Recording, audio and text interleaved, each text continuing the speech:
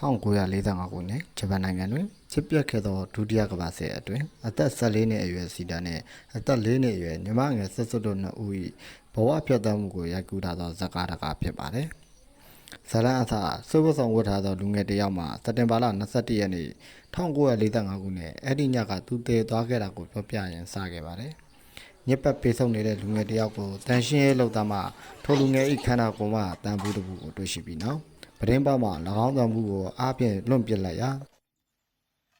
တန်ဖိုးမှအဖုံးပွင့်သွားပြီးကောင်မလေးဝိညာဉ်ပေါ်ပေါက်လာပြီးနောက်စုပ်ဝတ်ဆောင်ဝတ်ထားသောကောင်လေးနဲ့လိုက်သွားခဲ့ပါတယ်။1945ခုနှစ်မှာပိုဝေးမြို့ကိုဘုံတွေကျဲတဲ့ဆက်စုအကိုဖြစ်သူမှဖြစ်စည်းတွေတင်စီနေပြီးဆက်စုအမေကသူ့ကိုစေတာနဲ့ထားခဲ့ပါတယ်။စေတာကဆက်စုကိုကြောပိုးပြီးထွက်ပြေးတဲ့နိုင်မိဘုံများကြလာချိန်ရှောင်းပုံးထွက်ပြေးလျာအင်တအိမ်နဲ့ပုံးခိုလိုက်ပါတယ်။မိတောင်းနဲ့ရွာသူရွာသားများမှာအလုံးရှုပ်ထွေးနေကြသည့်ကြားမှာစေတာတို့မနမနဲ့ရောက်ထွက်ပြေးလာရာ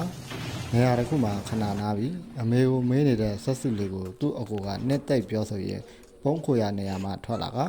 ဆက်စုတို့နေတဲ့မြို့လေးမှာဟင်းလင်းပြင်ဖြစ်နေပြီးစစ်ကြောင်းပြည်သူပြည်သားအများအပြားပျက်စီးထိခိုက်ရပြီးအိုးအိမ်တွေအများကြီးဆုံးရှုံးမှုကိုမြင်ရပြီးတော့နောက်စစ်သားတို့မှပြုစုကယ်ဆယ်ရေးစခန်းသို့လာကြရန်ပြောကြပြီးဆက်စုတို့မောင်နှမနှစ်ယောက်လည်းအဲ့ဒီကယ်ဆယ်ရေးစခန်းကိုသွားခဲ့ပါတယ်။ဒဏ်ရာရထားတဲ့အမေကိုတွေ့သွားပြီးဆရာဝန်ကြီးမှစေတာရဲ့အမေမှာအလွန်ပြင်းထန်တဲ့မိဒဏ်ရာနဲ့အတူတွေးလိုက်ရပြီးဆက်စုညီမလေးစီပြန်လာခဲ့ကစေတာအမေရဲ့လက်စွပ်လေးကိုညီမလေးစီအနံ့ကပေးပါတယ်။နောက်တနေ့မှာစေတန်ဟာညီမလေးမသိအောင်မိခင်ဖြစ်သူကိုမိတကြိုရှိရာကိုလိုက်လံပို့ဆောင်ခဲ့ပါတယ်။ပြီးနောက်ပြာအိုးကိုတက်ဆောင်လာပြီးညီမလေးရှိရာကိုပြန်လာခဲ့ပါတယ်။အဲ့ဒီညမှာတော့ကျောင်းမှာပေးထားတဲ့စခန်းမှာအိပ်ပြီးမနက်ဖြန်ဆက်စုရဲ့အမေရှိရာဆေးရုံကိုလိုက်သွားဖို့ညီမလေးဖြစ်သူကိုပြောပြနေတော့မှညီမလေးကသူ့အမေကိုအရန်တွေ့ကျင်နေကြောင်းပြောရင်ဆက်စုမှငိုနေပါတယ်။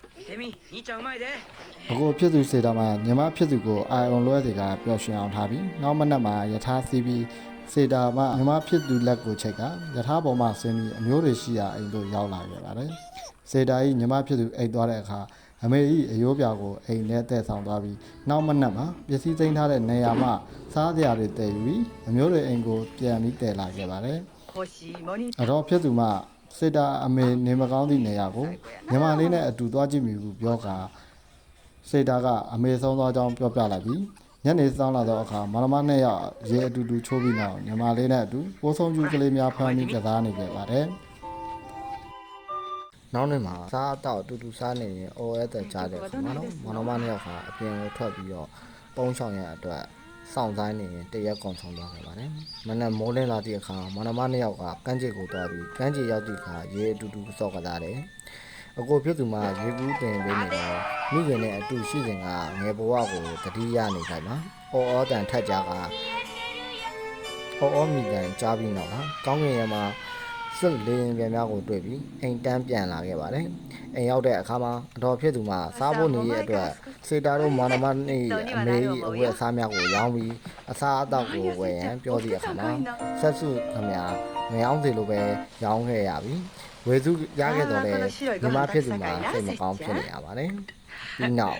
အတူတူစားတော့ရင်အတော်ဖြစ်သူမှာမမနှစ်ယောက်အတွက်ဆံပြုတ်ကိုပဲကြွေပြီးဘာမှအလုပ်မလုပ်ပဲသူများအိမ်မှာကတ်နေတော့ကြောင်သမင်းကောင်းဟင်းကောင်းမထားရပါဘူးအတော်ဖြစ်သူမှာစေကာတို့မနမနှစ်ယောက်ကိုရက်ဆက်ဆက်ပြောဆိုပြီးသမင်းအိုးခွဲထားပြီးတိုးကြိုမှာရှိတဲ့အမျိုးတွေစီမှာတွားနေထိုင်ဖို့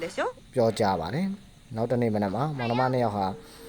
စားတိုက်ကိုတွားပြီးသူ့အဖေစီတန်းစာပို့ပါတယ်စာပို့ပြီးနောက်ချက်ပြုတ်စားတော့ဖို့ပစ္စည်းတွေဝယ်ပြီးပြန်လာပြီးချက်ပြုတ်စားတော့စားတော့ပြီးအိတ်တဲ့အချိန်မှာညီမဖြစ်သူဟာငိုတော့ကြောင့်အတော်ကထပ်ဆူပြန်တယ်ညီမဖြစ်သူကိုချီပြီးအပြင်ထွက်တယ်အော်အတန်ကြားပြီးတော့ဘုံကိုချင်းကိုပြေးပြီးခိုးနာလိုက်ခါမနေ့ရောက်သည့်အခါမနမနှစ်ယောက်ကအိမ်ပြန်လာပြီးစမ်းနေရတီးပြီးတချင်းဆုံနေတယ်အတော်ဖြစ်သူမှထပ်မံဆူသောကြောင့်မနမနှစ်ယောက်ကဘုံခွန်ကျိုးဘုံခိုချင်းမှနေထိုင်ရန်ဆုံးဖြတ်လိုက်ပါတယ်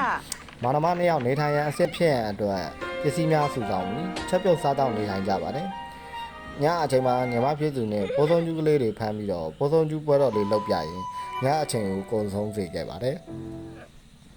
မနဲ့နှိုးထပြီးနောက်ညီမဖြစ်သူရဲ့စကားကြောင့်ဝမ်းနေခဲ့ရပါတယ်။မိမိကတည်သွားပြီးအုတ်ကူထဲမှာဆိုတဲ့စကားကြောင့်စေတာဟာအယံဝမ်းနေခဲ့ရပါတယ်။စေတာလည်းမျက်ရည်များတော့ပြီးညီမဖြစ်သူကိုတရက်ကြရင်အမေအုတ်ကူကိုသွားကြည့်ကြမယ်ဆိုပြီးပြောလိုက်ပါတယ်။ဒီနေ့မှာလူငယ်တစုရောက်လာပြီးနေစရာတွေနဲ့အစားအစာတွေကိုစော့ပစ်ကြပါတယ်။စေတာနဲ့ညီမဖြစ်သူတို့အစားအသောက်ထွက်ရှာနေချိန်တွင်ပတ်သက်မရှိသဖြင့်တောင်းဆိုရာဆက်လေရင်မှတနက်နဲ့ပြစ်ခတ်ပါတယ်။ပြစ်ခတ်နေစဉ်အတွင်ရှောင်းပုံးလိုက်စဉ်အစားအသောက်တွေကိုတွေ့ပြီးခိုးယူစားတော့ခဲ့မိပါတယ်။တနေ့နောက်တစ်နေ့ညီမဖြစ်သူညီမကောင်းဖြစ်သည့်အတွက်အစားအစာခိုးယူစဉ်မိသဖြင့်ရဲလက်အခန့်ခဲ့ရပါတယ်။ထို့နောက်ပြန်လွတ်လာပြီးညီမရှိရာကိုပြန်လာခဲ့ပါတယ်။စေတာကသူညီမဆက်စုကိုအရန်ချစ်တတ်ပါတယ်။ညီမဖြစ်သူစားဖို့နေအတွက်စစ်ဖြစ်နေတဲ့ကာလမှာ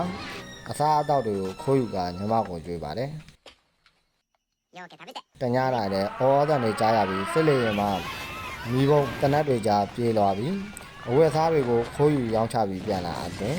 ညီမဖြစ်သူကိုရှာဖွေတဲ့အခါမှာမြက်ခင်းပြင်ပေါ်မှာလဲလောင်းနေတဲ့ညီမဖြစ်သူဆက်စုကိုတွေ့ပါတယ်။ဆက်စုကိုတွေ့တဲ့အချိန်မှာပဲစေကန်းကိုခေါ်လာခဲ့ပါတယ်။ဆရာဝန်မှာကလေးကအာဟာရမပြည့်လို့ဝမ်းလျှောနေတာပါလို့ပြောလိုက်ပါတယ်။စေတာကတောက်ဆေးနဲ့ထိုးဆေးတစ်ခုခုတောင်းဆိုတော့တယ်ဆရာဝန်မှပေးလို့မရဘူး။အာဟာရပြည့်မှရမယ်လို့ပြောလိုက်ပြီးညီမလေးကိုချီပြီးထွက်လာပြန်လန်းလိုက်ညီမစားကျင်တာတွေကိုအကိုဖြစ်သူမှတောင်းဝဲပေးမယ်ဆိုပြီးဂတိပေးကဘန်တို့သွားခဲ့ပါတယ်။ဘန်မှကြားရတဲ့တဲ့မှာဆက်ရှုံးသွားပြီဟုကြားရတော့အခါစိတ်မကောင်းဖြစ်ပြီးညီမဖြစ်သူရှိရာနေရာကိုပြန်လာခဲ့ပါတယ်။ညီမဖြစ်သူမှအစာအာဟာရငတ်ပြတ်ပြီးတော့အားမရှိကနင်းညွနေသောအတန်ဖြင့်စေတာကိုစကားပြောနေပါတယ်။ညီမဖြစ်သူကိုဖျဲသီးစိတ်လေးကျွေးပြီးစေတာသည်ချက်ပြုတ်ပြင်ဆင်ပြီးတဲ့နောက်မှာမိုးတွေတဲမဲ့သွားရွာနေပြီးညီမဖြစ်သူ၏အသက်ကိုအကိုဖြစ်သူရင်ဝင်လိုက်သေဆုံးခဲ့ရပြီးစေတာဒီမနက်၌ညီမဖြစ်သူကိုမီးရှို့တကြိုလိုက်ကကြည်ရင်ထဲမှာတော့ဝမ်းနည်းနေရပါတယ်။ဝိညာဉ်ဖြစ်တဲ့မောင်နှမနှစ်ယောက်တွေ့ဆုံကဆက်စုအကိုဖြစ်သူအနာမှာအိတ်ဆက်ရင်ဇလန်းကအဆုံးသတ်လိုက်ပါတယ်။ဇပွဲကြမှာမောင်နှမနှစ်ယောက်ဤဝမ်းနည်းကြွယ်ပဲမိဘများမရှိတဲ့နောက်မှာခက်ခဲကြမ်းတမ်းစွာရင်ဆိုင်ရသည့်ဇက်အိမ်ကိုဖော်ဆောင်ထားတာဖြစ်ပါတယ်။ဤဇလန်းကိုနှစ်သက်ပါက like နေခြင်း comment တွင်အသင့်အတွေ့အကြုံများမျှဝေခြင်း subscribe လုပ်ခါအားပေးနိုင်ပါတယ်ခင်ဗျာ။